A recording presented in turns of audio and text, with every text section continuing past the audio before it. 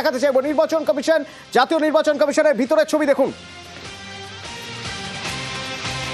জাতীয় নির্বাচন কমিশনের ভিতরে যারা স্বজন হারিয়েছেন তারা রয়েছেন কালো চাদর গায়ে জড়ানো, এবং তারা সই করছেন, একটা কাগজে সই করছেন। মমতা বন্দ্যোপাধ্যায়, অভিষেক বন্দ্যোপাধ্যায়, সবার হাতে একটা কাগজ। ভিতরের ছবি দেখছেন, তারা জ্ঞানেশ কুমারের সঙ্গে বৈঠকে যাবেন বা বৈঠকে বসবেন, তার ঠিক আগের ছবি, সে এক্সক্লুসিভ ফুটেজ।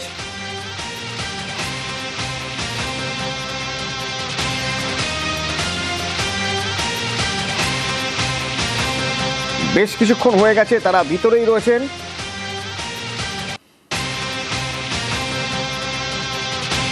ঠিক কোথায় কোথায় সমস্যা হচ্ছে, কি কি হয়রানির শিকার হতে হচ্ছে তাদের, কি হয়েছে তাদের সঙ্গে, তারা তাদের কথা বলবেন। মমতা বন্দ্যোপাধ্যায়, অভিষেক বন্দ্যোপাধ্যায় তাদের নিয়ে গিয়েছেন, এবং আইনের দিক নিয়ে কথা বলার জন্য কল্যাণ বন্দ্যোপাধ্যায়, তিনিও রয়েছেন, সাংসদ কল্যাণ বন্দ্যোপাধ্যায়। মৈত্রী, আমাদের কাছে সেই ফুটেজ পৌঁছেছে, ফুটেজ দেখাচ্ছি আমরা।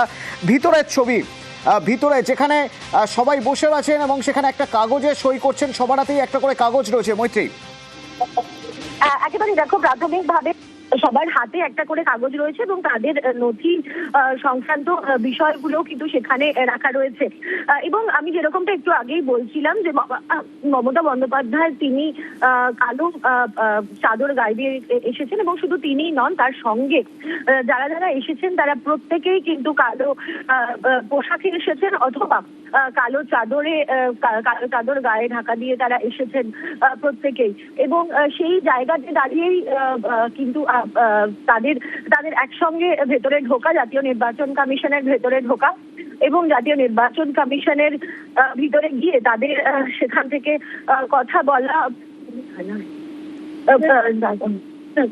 জাতীয় নির্বাচন কমিশনের যারা আধিকারিকরা রয়েছেন, জ্ঞানেশ কুমার সহ অন্যান্য অফিসিয়াল যারা রয়েছেন, তাদের সঙ্গে কথা বলার জন্য তারা এই মুহূর্তে পৌঁছে গিয়েছেন। এবং প্রত্যেকের হাতে যে কাগজ রয়েছে, যেটুকু আমরা জানতে পারছি যে এই কাগজের মধ্যেই কিন্তু রয়েছে বেশ কিছু নথি, একই সঙ্গে রয়েছে যে নথি তুলে ধরা হবে জাতীয় নির্বাচন কমিশনারের সামনে। অতনুক, ধন্যবাদ মৈত্রী।